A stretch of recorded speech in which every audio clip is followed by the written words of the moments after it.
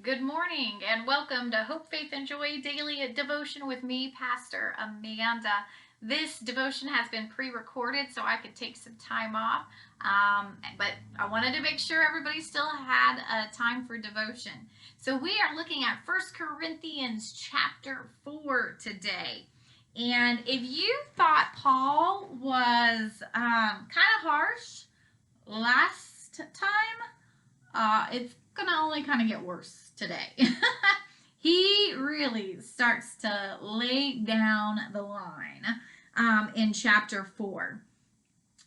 He talks about how they are to be servants of Christ and stewards of God's mysteries here. And so he's trying to help them recognize where they land in the hierarchy of God's kingdom. These people were very much used to a hierarchy. They had an emperor, they had kings, they had governors, they then had their religious hierarchies that they lived within. The family was based on a hierarchy. And so the ideal at the time was to get yourself to the highest place in the hierarchy you were in, try to grab that place. And so Paul is saying, let's rethink this. Like, you need to be at the bottom of this hierarchy is where you want to be.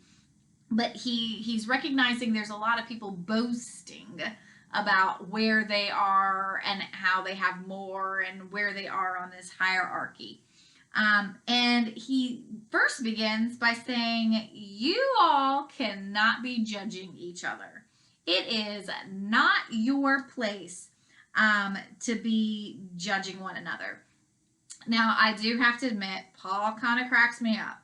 He goes, now, I'm not aware of anything that I have done wrong.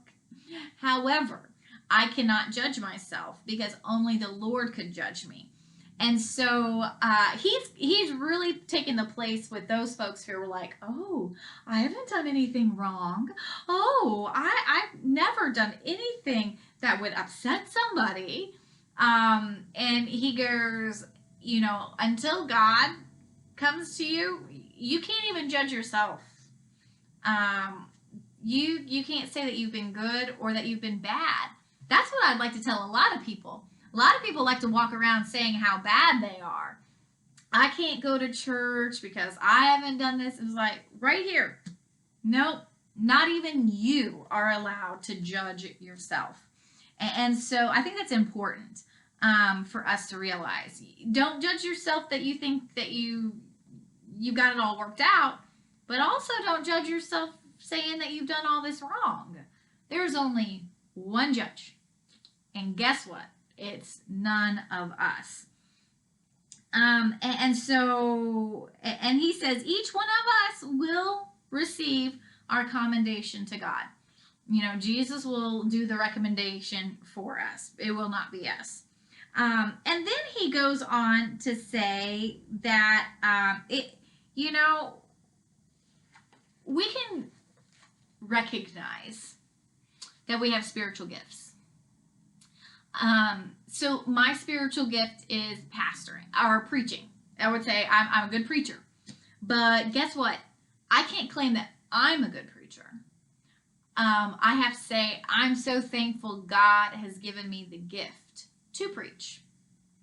And so Paul says that everything that we have that makes us excellent at being Christians, at being compassionate, it's because of God's grace. And we can't claim that for ourselves. We have to claim it as a gift from God. And so it's really about reminding ourselves to humble ourselves and remember where our gifts come from. They're not innate, so to speak, but they are from God, and therefore my ability to call someone and talk on the phone is a gift from God. My ability to sew is a gift from God. So it's that reminding of recognizing where we are. It's all gifts. It's not of our own doing. And then Paul does this nice little rhetorical twist in that he says, you have become kings. And he's speaking to what it means to be a child of God. Christ is king. And when we take on the likeness of Christ, we too become kings and queens. And he's like, I want you to be kings. I want this for you. But I need to remind you of what it's not. Being a disciple does not come with privileges, it comes with responsibilities. When you are a king of Christ or a queen of Christ, then you are then put in a place where, as Paul has experienced, sentenced to death, become a spectacle to the world, a fool for the sake of Christ. You have to be weak. You have to be held in disrepute. You have to become homeless, reviled, persecuted, slandered. And yet, in all of this, you have to speak kindly, endure, recognize your blessings, and continue to do the work of your own hands. And so he says it's not that you get a place of privilege, but a place of responsibility that really puts you into the opposite of what you think you should deserve. And it's very important to recognize that, take on that feeling of honor of being a child of God, but remember what that also entails. It's very important. And I love this. He says that I'm not writing this to make you feel ashamed, but to admonish you as my beloved children. So he is taking on the role of their father, so to speak. And this is where nowadays his parenting would not be probably approved of. But Paul says that, I want you to, I'm doing this for your good. Yes, it hurts to hear this. Yes, this doesn't feel good, but it's so that you can have the best. I am doing this.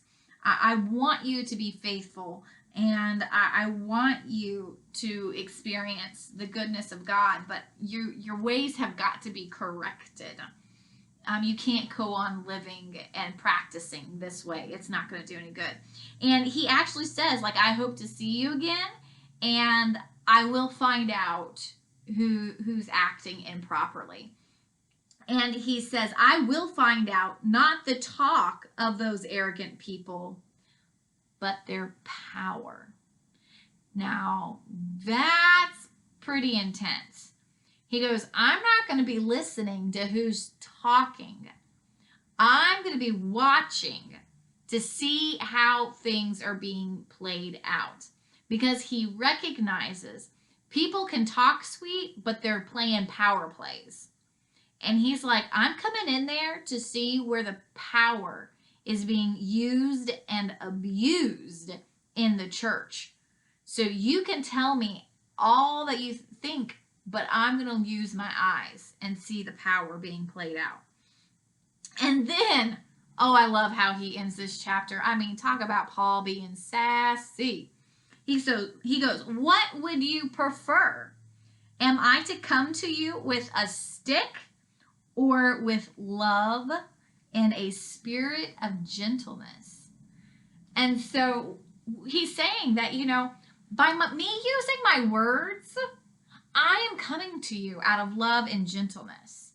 I'm not coming in there beating you and hitting you and all of that. He goes, by me speaking this way, it's the way that I come in love. But if you want to see me come in and set things straight, you better watch out.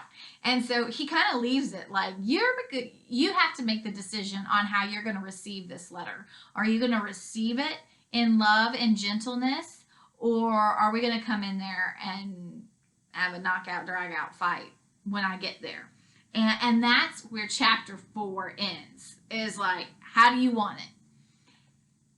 And so this is really where I start to think too, you know, as brothers and sisters in Christ, we're here to correct each other on our journeys. We're here to help each other on our walks. And there are times where we need to help each other and correct each other. And we can communicate that, and we can do it in ways of love. And how are we doing that? Are we just being passive aggressive and holding our thoughts to ourselves?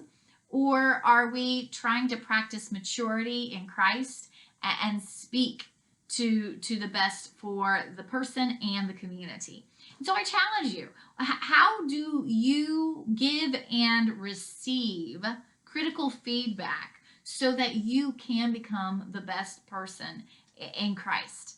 And so I just encourage you to take some time to reflect on your own Christian maturity at this time. So thanks for joining me, Pastor Amanda, with Hope, Faith, and Joy Daily Devotion, and I'll see you next week.